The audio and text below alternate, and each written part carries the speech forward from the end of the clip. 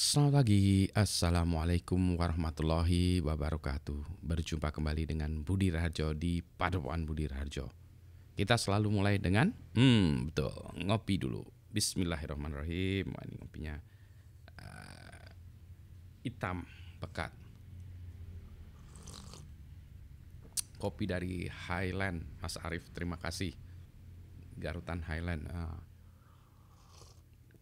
Kopi pertama pagi ini, nendangnya luar biasa. Untuk topik-topik yang akan kita bahas pagi ini. Oculus ini baru dapat Oculus Quest 2, nanti kita bahas. Ini kita harus buat ini ya, unboxingnya. Tapi yang mau saya bahas adalah cerita yang berbeda. Yang mau saya bahas adalah cerita tentang circle, having the right circle. Memiliki lingkungan atau komunitas yang tepat ya, having the right circle, komunitas yang tepat. Saya sering menggunakan idiom-idiom dari barat, misalnya fly with eagles and be one of them, terbanglah bersama eagle itu apa, elang ya, elang dan menjadi salah satu diantaranya. Jadi kalau kita dibandingkannya menjadi eagle, salah satunya menjadi ayam gitu ya. Menjadi eagle atau jadi ayam? Oh, eagle lah pasti ya. Maka kumpullah dengan eagles gitu ya. Nah, ini sedikit cerita tentang bedah buku bisnis yang diadakan hari Rabu malam kemarin. Ini Jumat pagi waktu saya membuatnya. Nah, jadi kemarin itu ada bedah buku. Saya tunjukkan yang dibahas itu adalah buku ini, The Pixar Touch, The Making of a Company. Ini David Price yang menulisnya. Ini cerita tentang bagaimana perusahaan Pixar itu dibuat. Ini buku ini dibahas oleh Mas Arief kemarin, terus kemudian ada guestnya, ada Alif, Nova, dan Aji ya, membahasnya sebagai guestnya mereka. Nah, di buku ini tuh bercerita tentang bagaimana Pixar dibuat. Saya sendiri belum baca bukunya, tapi menarik nih, kayaknya saya harus baca bukunya. Mas Arief cerita bahwa ini bukunya adalah tentang pembuatan company-nya. Wah, itu justru malah menarik ya. Nanti saya cari bukunya, ini mudah-mudahan dapat kalau beli versi Kindle kali ya, atau cari versi gratisannya ya. Buku yang sejenis juga ada, yaitu buku Creativity Inc. yang dikarang oleh Ed Catmull. Ed Catmull adalah salah satu pendiri atau salah satu founder dari Pixar tersebut. Ceritanya juga panjang ya, cerita tentang si Ed Catmull ini, cerita bagaimana dia mendirikan Pixar, kemudian dari sejarahnya ya. Pasti Anda juga udah tahu lah ya, ini ngomong-ngomong Pixar, Pak Budi ini ngomongin apa. Anda pasti tahu ya, Toy Story gitu kan ya, film-film yang dari itu, Cars gitu ya. Cars juga ya. Pixar itu ya, paling ngetopnya pertama kali memang yang membuat dia terkenal adalah Toy Story ya. Jadi ini cerita tentang perusahaan itu dan bagaimana mereka juga akhirnya mendapatkan Steve Jobs ya menjadi salah satu bagian dari si perusahaan ini. Nah, yang menjadi menarik itu adalah bahasannya, kenapa ya The Pixar Touch, seolah-olah gini, the Midas Touch ya, sesuatu yang dipegang oleh si Midas atau Midas itu berubah menjadi emas ya, gold gitu ya. Ini juga ya sesuatu atau film yang dipegang oleh si Pixar ini kemudian menjadi sesuatu yang luar biasa. Sebetulnya ceritanya nggak gitu juga sih.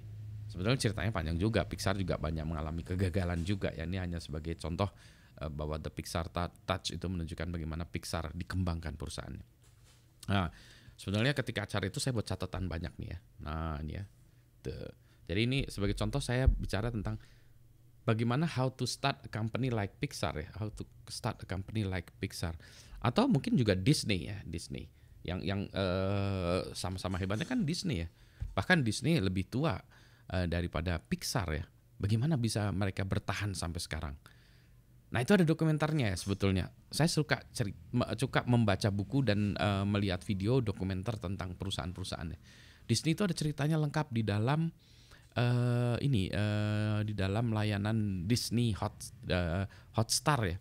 Disney Plus Hotstar itu kan kalau Anda itu berlangganan lah ya. Saya berterima kasih kepada Telkomsel sehingga saya bisa berlangganan itu karena saya punya akun nomor Telkomsel. Saya bisa berlangganan itu 150.000 per tahun. Atau dengan kata lain tuh cuma berapa? 10.000, 12.000, 15.000 lah katakanlah per bulan. 15.000 per bulan saya bisa nonton dokumenter yang luar biasa. Tentu saja ada yang lain-lainnya ya, entertainment. Tapi saya suka dokumenternya. Cerita tentang Disney, bagaimana Disney itu bisa bertahan, Disney Parknya, wah luar biasa ceritanya.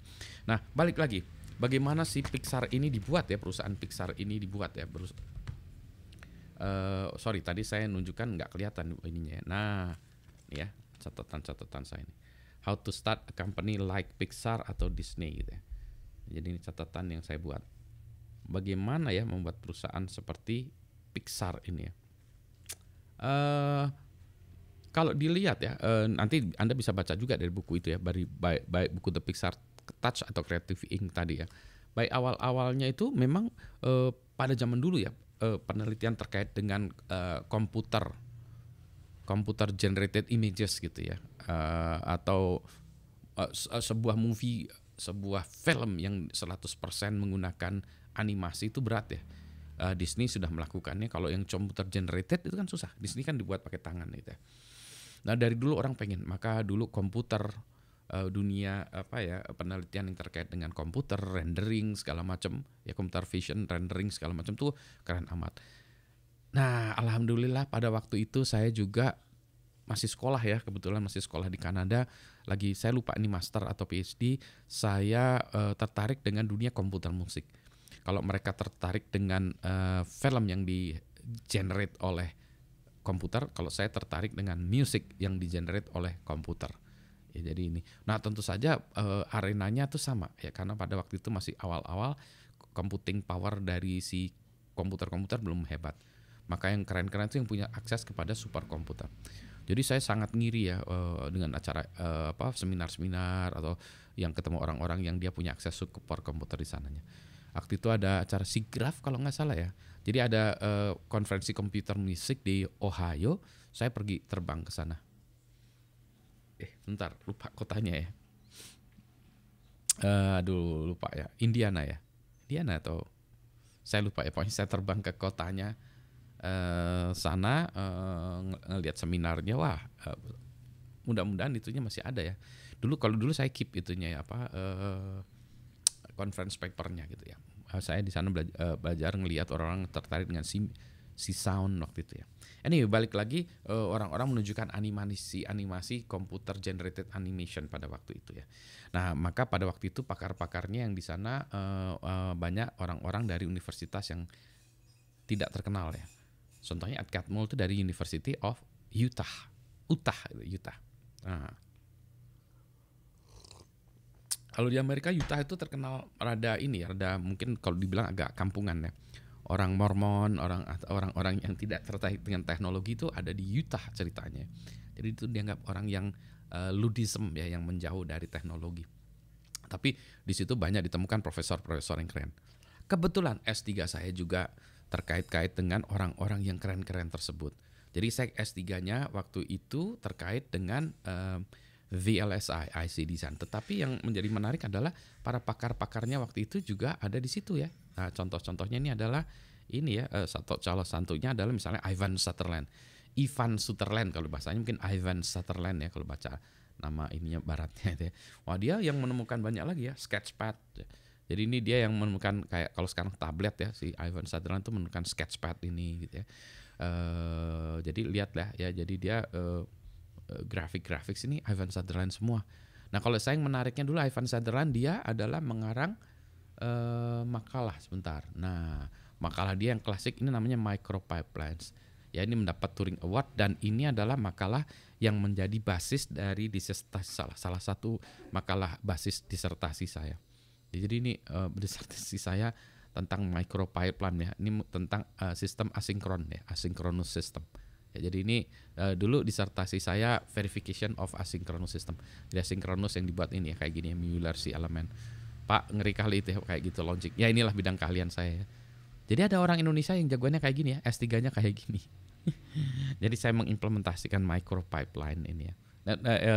Karena dalam bayangan kami in the future, masa depan, untuk mempercepat proses komputasi, maka komputer itu tidak sinkron. Kalau sekarang kan komputer sinkron ya, ada clock-nya. Kalau kan ke depan karena pengen mempercepat tidak perlu ada clock ya. Jadi semuanya jalan asinkron.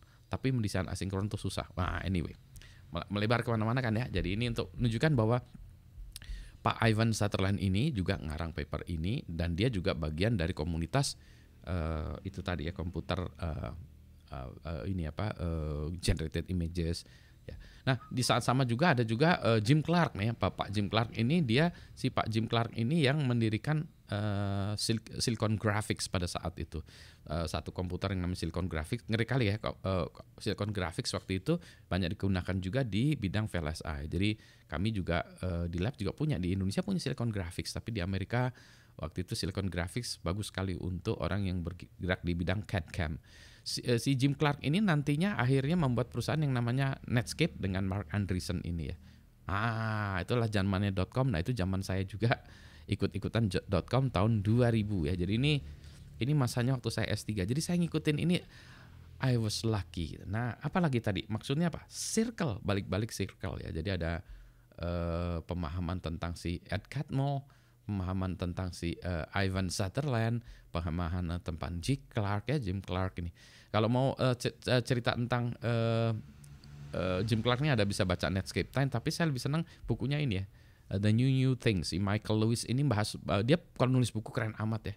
The New Things. Saya sekarang lagi baca The Moneyball ya, karangan dia yang bercerita tentang data science. Ya, keren amat ya. Nah, baru kita lihat ya. Jadi saya cari-cari the people behind Pixar itu siapa aja sih ya. Ya ada macam-macam, ada Ed Catmull. Jadi lagi-lagi sebetulnya apa? Lagi-lagi saya tertarik dengan tadi ya, how to start a company like Pixar. Terus di situ ada peran tentu saja George Lucas ada ya, berhubungan dengan si Ed Catmull ya. Karena George Lucas salah satu ini juga ya, pionir-pionir di bidang itu. Bahkan dia sampai buat perusahaan namanya Industrial Light Magic ya, ILM. Itu yang buat efek-efek special effect kalau kita lihat-lihat di film-film science fiction ya, Star Wars gitu ya. Sampai sekarang saya masih suka yang ini, bukan sequelnya tapi kelanjutannya. Yang sekarang itu kan ada film-film Mandalorian, Boba Fett ya, kalau Anda lihat-lihat. Wah itu nih. Jadi poin saya apa? Yang pertama nih, poinnya sebetulnya adalah Pixar is a tech company. Pixar adalah sebuah perusahaan teknologi. Tanpa ada teknologi nggak bisa ke situ semua ya. Nah, yang kedua sebetulnya ya, terkait dengan itu tech company. Yang kedua yang seplinteran dari situ adalah circle ya, pertemanan itu penting banget ya, circle. Nah, kalau kita lihat circle yang paling banyak terkenal dulu kalau zaman saya itu Traitors 8 gitu ya, atau kalau kita lihat alumni dari grupnya Shockley itu adalah orang yang menemukan, profesor yang menemukan transistor, kemudian Shockley buat perusahaan, nanti ada keluar dari itu perusahaannya membuat Fairchild, kemudian membuat Intel dan lain sebagainya. Itu semuanya bercabang dari Pak Shockley ini. Pak Shockley punya murid orang Indonesia namanya Bapak Profesor Samaun Samadikun. Profesor Samaun Samadikun punya banyak murid juga, salah satunya Budi Raharjo. Jadi saya dua hop ya dari Pak Samaun dan kemudian Pak Shockley gitu. Jadi lagi-lagi terkait gitu ya. Nah, terkait dengan itu juga kalau kita lihat yang paling banyak terkenal ya mafia gitu adalah ini ya, PayPal mafia ya, atau alumni orang yang membuat PayPal ya, kemudian akhirnya PayPal ini alumninya kemudian membuat perusahaan lain-lain lagi ya. Jadi kalau Anda lihat ya nih, orang ini pas lagi ngumpul-ngumpul tuh kayak gini, makan-makan ya, ngumpul gini-gini ya, ada ininya semuanya. Nah, kemudian kalau kita lihat misalnya ininya itu ya. Jadi nanti alumni-alumninya itu membuat perusahaan yang keren-keren ya. Ada yang YouTube, ada SpaceX, Tesla dan lain sebagainya ya. Ada Peter Thiel segala macam. Nah, jadi ini circle tadi itu sangat penting. Itulah saya sebabnya membuat circle kembali. Sini circle-nya Padepokan Budi Raharjo. Baik di YouTube, ada grup kami juga ya, grup Telegram ada grup mentoring juga, startup mentoring, dan grup fisik sindikat PAU kita sebutnya ya. Sindikat kalau disebut mafia agak sedikit berbau negatif, maka kita sebutnya sindikat ya. Sindikatnya Padepokan Budi Raharjo. Ada juga sindikat penggiat syarikat penggiat kopi, sindikatnya kopinya Pak Budi Raharjo gitu ya. Nah, jadi ini buat saya membuat sindikat ini supaya yaitu tadi untuk menunjukkan kesuksesan tuh harus kumpul dengan orang-orang. Ini tadi nggak kelihatan deh. Yang ini kelihatannya manusianya saya aja nih. Mohon maaf ini jadi jadi yang tadi itu nggak kelihatan ya yang saya cerita tentang sorry tadi ya Jim Clark ya. Sorry tadi ya Netscape ya tentang Pak Netscape ini Jim Clark ya. Jim Clark sorry ya Netscape ya. New thing kemudian mungkin kelihatan tadi ya. Nah, sekarang kita bicara tentang PayPal mafia nih tadi ya. Jadi ini pertemanan itu penting ya, circle-nya. Nah, salah satu dari sini tuh nanti minggu depan ya kayaknya saya akan membahas lagi buku yang keren Zero to One. Ini udah buku saya baca, mau dibaca ulang lagi ya untuk ceritanya. Ya, bagaimana ini. Nah, si Peter Thiel ini juga luar biasa ya. Nanti terkait lagi kalau yang lagi rame orang-orang cerita tentang Oyo ya. Oyo Rooms ya, si Ritesh Agarwal ini ceritanya bagaimana dia bisa sukses. Salah satunya yang menurut saya ya yang tanpa kita ketahui bahwa kesuksesan itu bergantung kepada Peter Thiel juga sebetulnya. Dia yang memberikan startup memberikan seed money kepada CEO ini ya, si Ritesh Agarwal ya. Karena dia punya program itu tadi ya. Programnya adalah beasiswa untuk anak yang mau drop out dari college, universitas. Jadi dia bilang ini, kampus itu nggak penting. Apa yang untuk membuat startup itu apa yang bisa diberikan oleh kampus itu nggak penting-penting amat. Maka dia membuat pendidikan yang untuk startup itu ada di luar kampus, dia buat gitu ya. Jadi pendidikannya lewat padepokannya Bapak Peter Thiel ini gitu ya. Jadi dia buat ini termasuk yang ngambil ini untuk menunjukkan bahwa jadi Peter Thiel itu sukses juga sebagai investor padepokannya gitu ya. Karena ini contohnya si Ritesh Agarwal ini orang yang anak muda sekarang masih di bawah 30 ya. Sukses yang luar biasa ya. Nanti kapan kita cerita lagi. Jadi ceritanya banyak ya. Tapi ini terkait tadi ya untuk menunjukkan bahwa circle is circle. Ya, jadi yang poin yang ingin saya sampaikan adalah itu tadi ya. Tentu saja ada bahasan lain ya di sini, tapi untuk video ini karena ini udah kelamaan juga ya. Saya ingin menunjukkan bahwa circle itu penting, pertemanan itu penting, perkumpulan itu penting, kelompok-kelompok itu penting. Maka bermainlah dengan teman-teman yang benar gitu ya.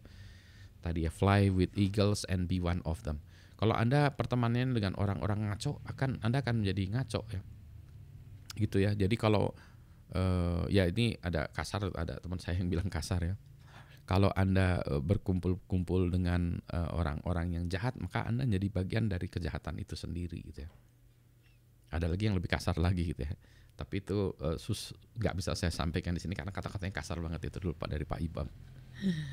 Anyway, gitu ya. Semoga sindikat atau kalau ininya bahasa Inggrisnya mafianya Padepokan Budi Raharjo itu bisa memberikan kesuksesan kepada Anda sehingga nanti ya kita bisa reunian kayak gini gitu.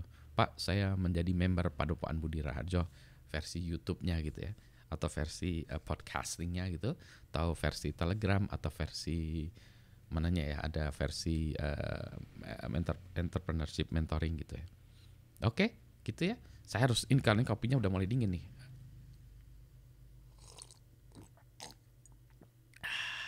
Selamat pagi, assalamualaikum warahmatullahi wabarakatuh.